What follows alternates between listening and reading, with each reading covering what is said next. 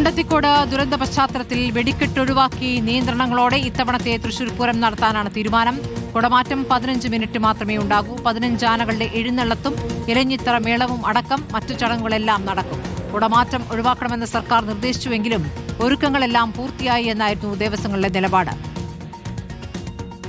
അതായത് 26-ാം തീയതിയും 27-ാം തീയതി നടക്കുന്ന എല്ലാ ആചാരപരമായ കാര്യങ്ങളും വളരെ ഭംഗിയായി അടുക്കും ചുറ്റിയിടും. അതിൻ്റെ പ്രൗഢി കുറച്ച് എല്ലാ ആചാരങ്ങളും അതിൻ്റെതായ അർത്ഥത്തിലും വ്യാപ്തിയിലും നടക്കും. അതിൽ വെടിക്കെട്ട് ഉണ്ടാവില്ല.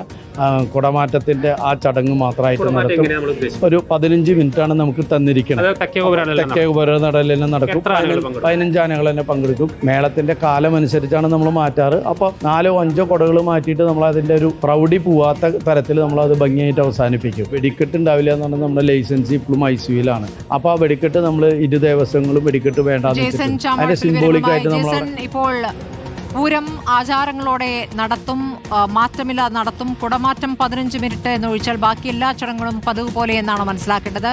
സർക്കാർ പരിപാടികളിൽ മിതത്വം പാലിക്കണമെന്നാവശ്യപ്പെട്ടുവെങ്കിലും ദേവസ്വം വഴങ്ങിയില്ല. അതിന് സർക്കാർ വഴങ്ങുകയായിരുന്നു എന്നല്ലേ മനസ്സിലാക്കേണ്ടത്? സ്മൃതി, ഇപ്പോൾ നമ്മോടൊപ്പം പാറമേക്കാവ് ദേവസ്വത്തിന്റെ സെക്രട്ടറി ജി രാജേഷ് തന്നെ ചേരുന്നു. എന്തൊക്കെയാണ് ഇന്നത്തെ തീരുമാനങ്ങൾ, എന്തൊക്കെ ചർച്ചകൾ നടന്നു? ഇന്ന് പൊതുവെ എങ്ങനെയാണ് ഈ ഇൻസിഡൻ്റ് ഉണ്ടായല്ലോ മുണ്ടത്തിക്കോട്, ഈ അപകടത്തെ തുടർന്ന് നമുക്ക് എങ്ങനെ പൂരം നടത്തണം എന്നുള്ളതിനെക്കുറിച്ചുള്ള ഒരു മീറ്റിംഗ് ആയിരുന്നു ഇന്ന്. എന്തൊക്കെ തീരുമാനങ്ങൾ? ആചാരങ്ങളൊക്കെ നടത്തുക, ആർഭാടങ്ങൾ ഒഴിവാക്കുക. ഈ തൃശ്ശൂർ പൂരത്തിന് സംബന്ധിച്ച് ആർഭാടം എന്ന് പറഞ്ഞാൽ 2 കാര്യങ്ങളാണ്. ഒന്ന് വെടിക്കെട്ട്, അത് പൂർണ്ണമായിട്ടും ഒഴിവാക്കുകയാണ്. പിന്നെയുള്ളത് കുടമാറ്റമാണ്. സാധാരണ 70 സെറ്റൊക്കെ കുട മാറും. നമ്മളതിനെ സ്കെയിൽ ഡൗൺ ചെയ്ത് ഏതാണ്ട് ഒരു 10-15 സെറ്റ് കുടകൾ മാറി പ്രതീകാത്മകമായിട്ട് അത് നടത്തി അവസാനിപ്പിക്കും. പിന്നെ മറ്റല്ല, ഈ തൃശ്ശൂർ പൂരം നടക്കുന്ന ചെറുപൂരങ്ങൾ, മടത്തിൽ വരവ്, ഇലഞ്ഞിത്തറമളം, അങ്ങനെ എല്ലാ എഴുന്നള്ളിപ്പുകളും നടക്കും. എനിക്ക് പാറമേക്കാവിൻ്റെ എങ്കിൽ പോലും ഇലഞ്ഞിത്തറ മേളം സാധാരണ നടക്കണ പോലെ നടക്കും. അതായത് എല്ലാ വർഷങ്ങളിലും എങ്ങനെയാണോ ഇലഞ്ഞിത്തറമളം നടന്നതുപോലെ നടക്കും. അതേപോലെ തന്നെ വെടിക്കെട്ടിന് പകരമായിട്ട് ഒരു നിർദ്ദേശം വന്നിട്ടുണ്ടല്ലോ, എന്താ? ആ നിർദ്ദേശമൊന്നും വന്നിട്ടില്ല. നമുക്കിത് സേഫറായിട്ട് എങ്ങനെ നടത്താൻ പറ്റും എന്നുള്ളതിനെ കുറിച്ച് ചിന്തകളല്ല. വെടിക്കെട്ടിന് പകരം ആ സമയത്ത് ഒരു കഥന വെക്കുന്ന അങ്ങനെ എന്തോ വെടിക്കെട്ട് അതും ഒരു ആചാരത്തിൻ്റെ ഭാഗം തന്നെയാണ്.